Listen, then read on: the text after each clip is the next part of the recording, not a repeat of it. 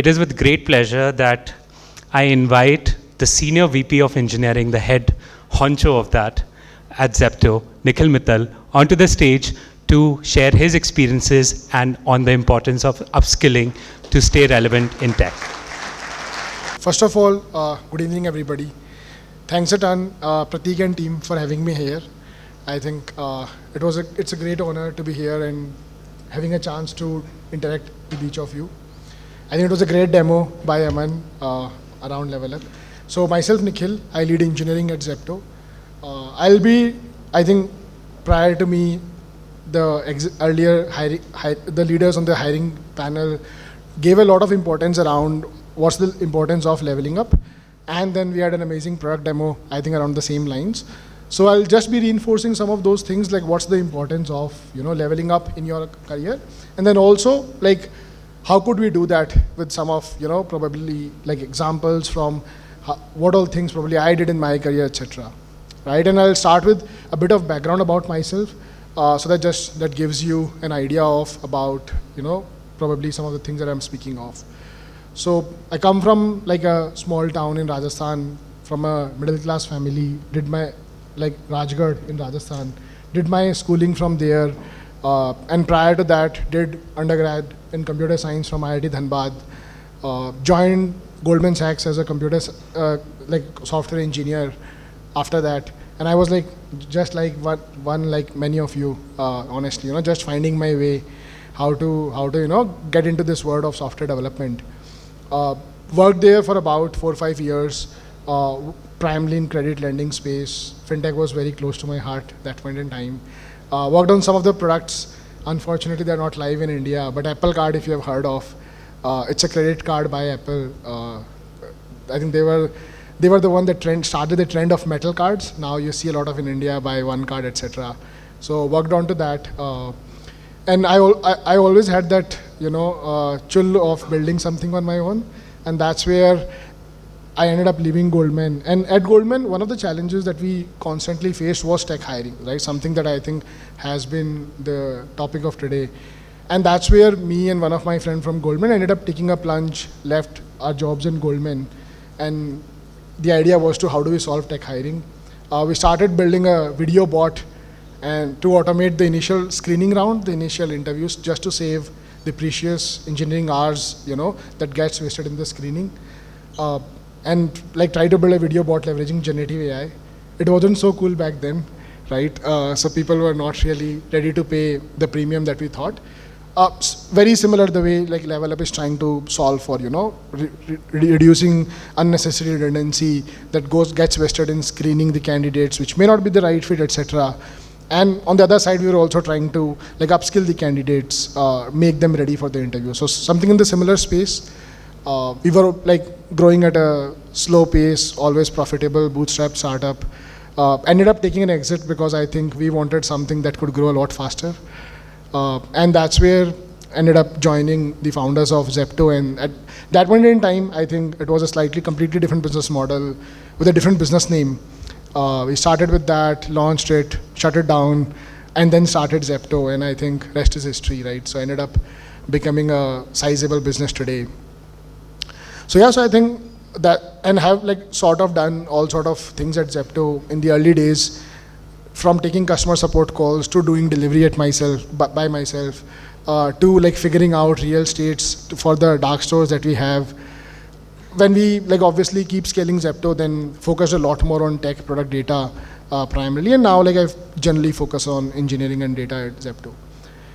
Yeah, so I think that's a bit of my background. Going back to the topic, right? So like when you talk about what's the importance of constantly leveling up and what all could we do, right? Again, like I think Masai has already made your life easier with like putting into a product.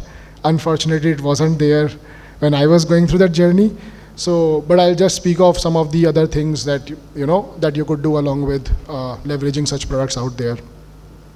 So when you talk about importance, right, one thing is, like I think as Sunil mentioned, the cycle of technologies becoming redundant just has got shortened, right? Earlier, very early, someone could learn .NET, PHP core, and would like probably run their entire life on that.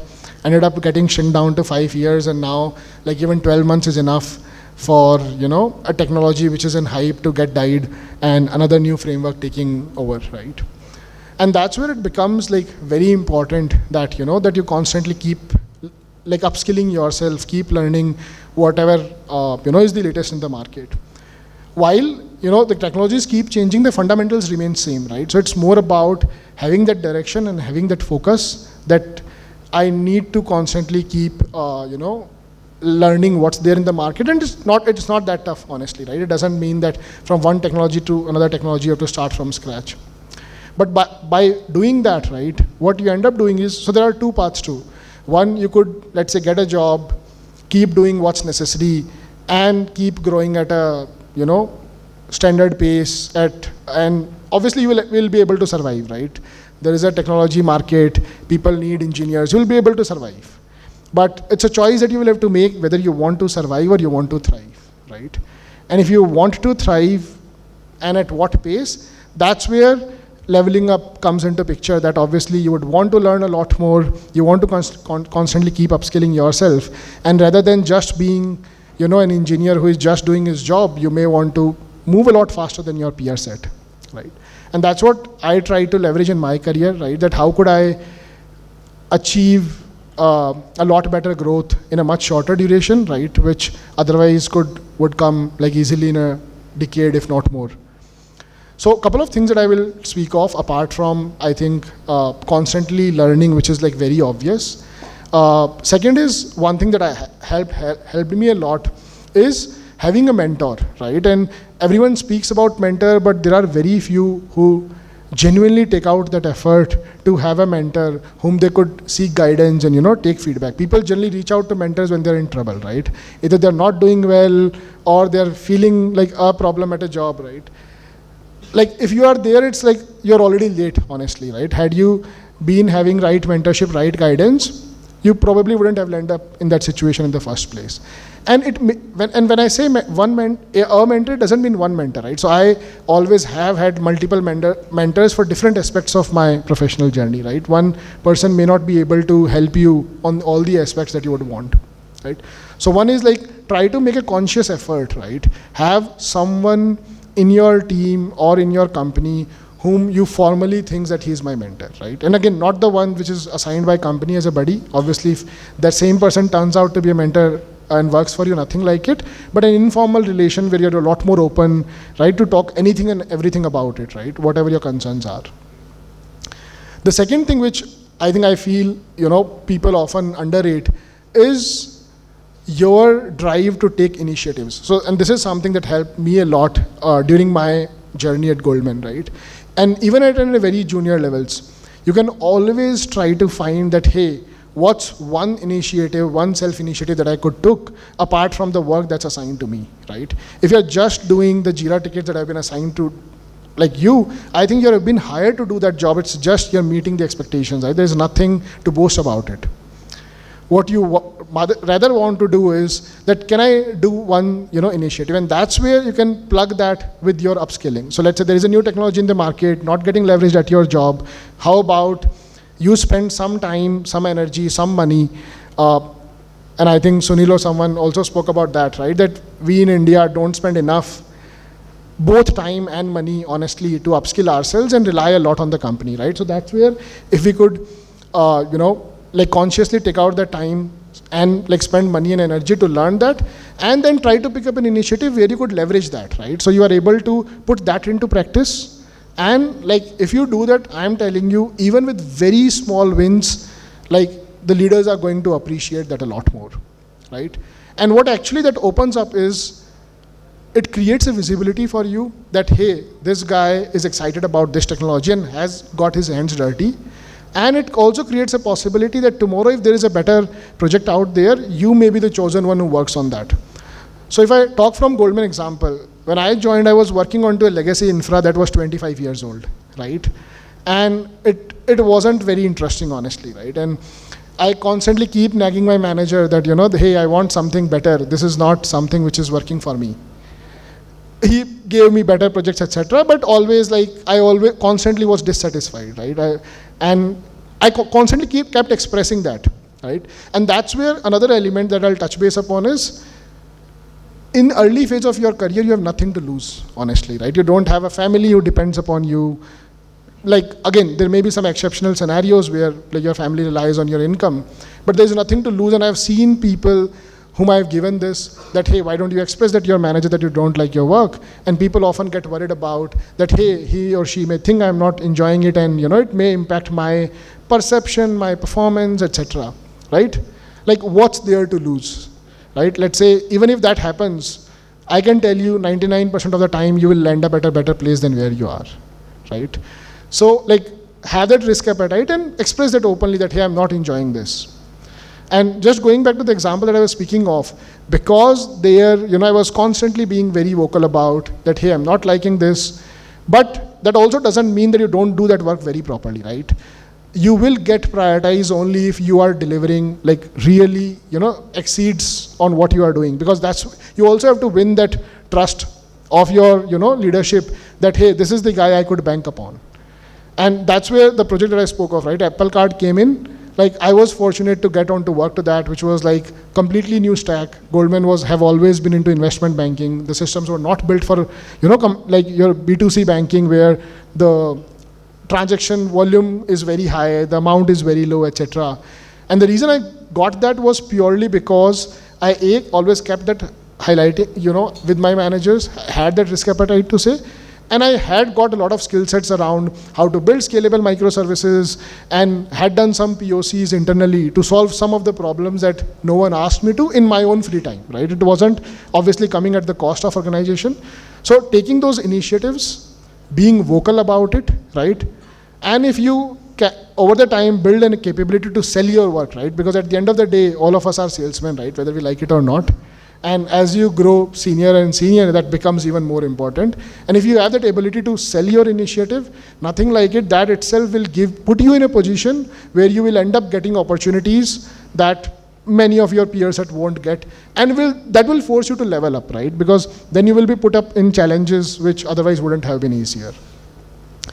The other thing that I would touch base upon is also, and again, like, may sound cliche, but hard work and, time and commitment. So, I mean, obviously a lot of it would require, the time that you will end up, investing into upskilling yourself, a lot of hard work that you will require to do that, right?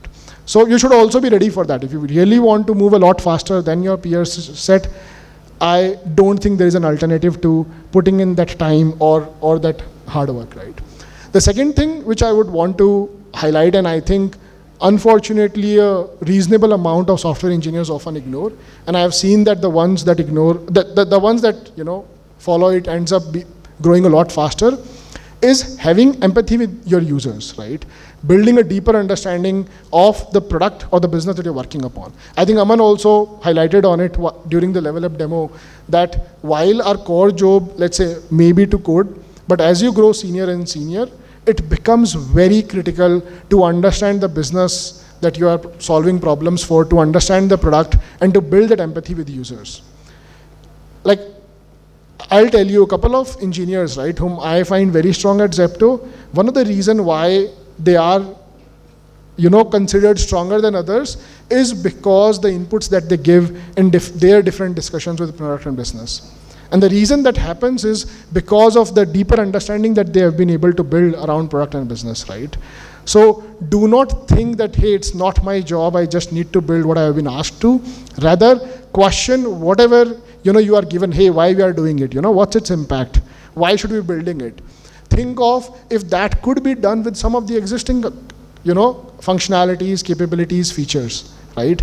The moment you start putting that view out, you are ensuring you are working on most important things. B, people will start seeing the value that you are adding to the table, not in terms of, pushing out those X lines of code in production every week, rather adding like true business value to the, to the businesses. And in a market situation like today, right, where everyone is running towards profitability, everyone is running towards sustainability, like that attitude is appreciated a lot more.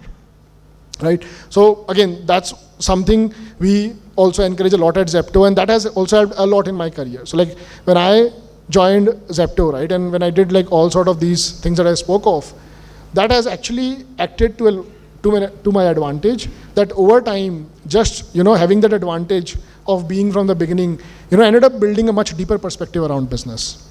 And that's where, and it helped me to scale as faster with the organization, right? So otherwise, at times, it's also not as easy to scale with an organization when an organization is growing at a crazy pace. And the place where I got an advantage was like having a deeper understanding about the product and the business, right? So like these are the few things which I would say you should like try to make a conscious effort of.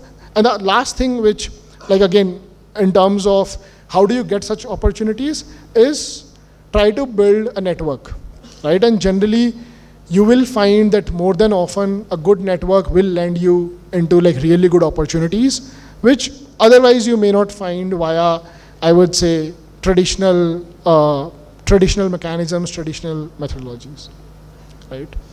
So that's the last bit. Obviously, form a good network of people like-minded, and again, like share your interest with them so that when a right opportunity comes in front of them, they're able to like pass it on to you. Yeah, so I think I won't bore you much with more gyan.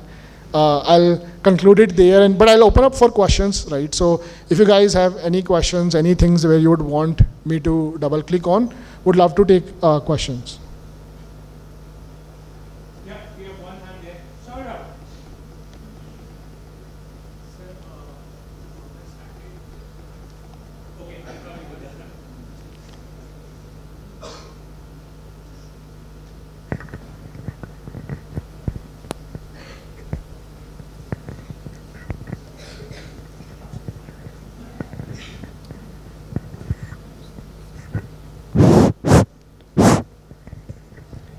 Hello. Myself said, while started Zepto, right? I just have one question. I recently started one startup. The competitors of no broker. I have some question related on finding the uniqueness on product while building as compared to competitors. I will bring this uniqueness in our product. In your case, while started Zepto, as compared to Zomato and others competitors, I will bring this uniqueness. So, I think first of all, congratulations on taking that plunge, right? Many of us think about that, but not many, end up taking that. So, like, that's great. Talking about, creating that uniqueness, I would say in the early days, don't worry much about how you are unique to your competitor. Think about who is your customer, what's the real problem, and if you are able to solve that, and if customer is ready to pay you, like, why do you even care about competition, right? If you're solving for X number of customers, they're giving you Y amount of money, like, it's a good business to be in, right? On a street, you will see there are 10 kirana shops, all of them make money, right? None of them go hungry. So I don't think you should, at least in the early days, should worry much about, hey, how do I be differentiative than my competition? Because I've seen a lot of founders, especially, right, end up building things that people don't want just to be different than their competition, and just to call it out in front of investors, potential customers, etc. So I would say don't worry about in the early days. First, build a sizable business where people are ready to pay you money.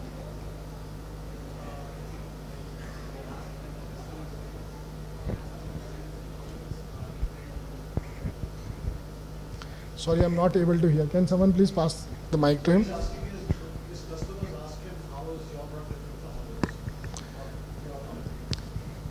Yeah, so If I ask customers like approaching our product to buy something, so they ask question like, how is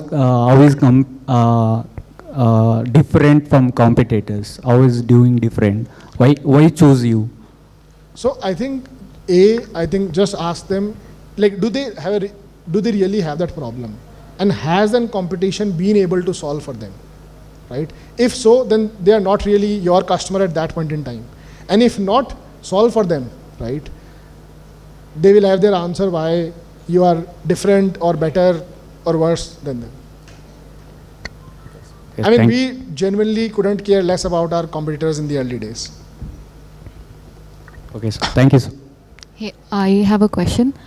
I don't know if you are allowed to answer this, but I want to know how the supply chain works for Zepto. I think I'm definitely allowed to answer that, but the answer is going to be like we could have a 3 hours long discussion on that.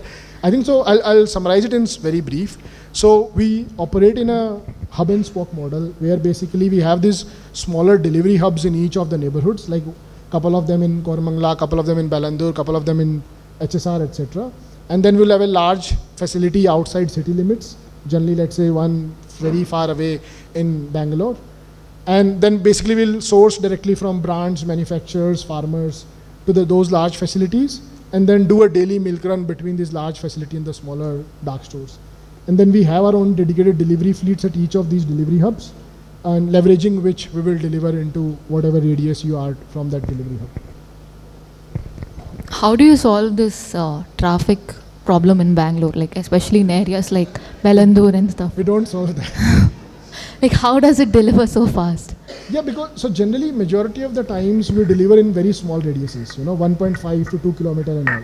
So with that small radius, if you are able to dispatch your order under a minute or two, you still have like 8 minutes to deliver, right? Even in Bangalore traffic, it doesn't take like 8 minutes to travel 1.52 kilometers. And also those dark stores are strategically placed, right? So those are not randomly placed. They have been thought of in terms of there's a big road, there's a bridge, there's a U-turn that needs to be taken care of. So those dark stores are also strategically placed to avoid as much of traffic congestion as possible. But yeah, we don't try to solve for the traffic problem, honestly.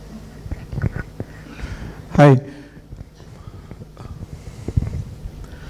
Hi, so thanks for this wonderful insight into your business. My question is, have you made any hiring mistakes?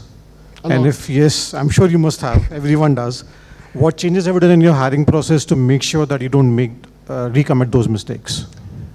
So I think we have made a lot, honestly.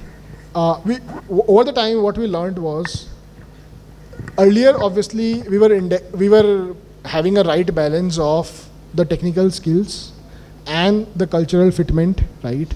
Over time, what we realized was that we need to index a bit more on the intent of the person or the cultural fitment. On the technical skills, even if there are some minor gaps, those can be easily bridged.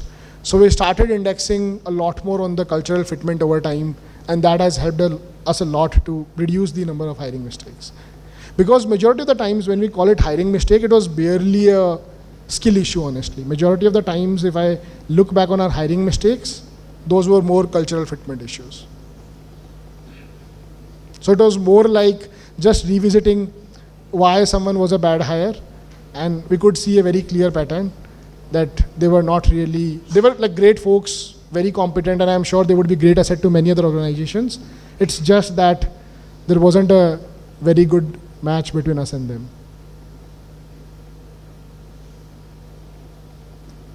Cool. We'll take. Hello, guys. We'll take one last question.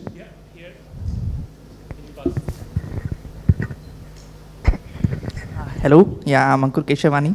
So my question is like now that you have been in the business for past couple of years, I would say, now you would be having multiple data points on how to stack up your dark stores, right? But in the initial beginning of your business, like how did you stocked up your dark stores based on the demand? Because there was no data point at that point of time, right? And products like, for example, if I speak about dairy products, they have an expiry of a day or two or something like that. So are there wear and tears or waste that, does some revenue go there or something like that?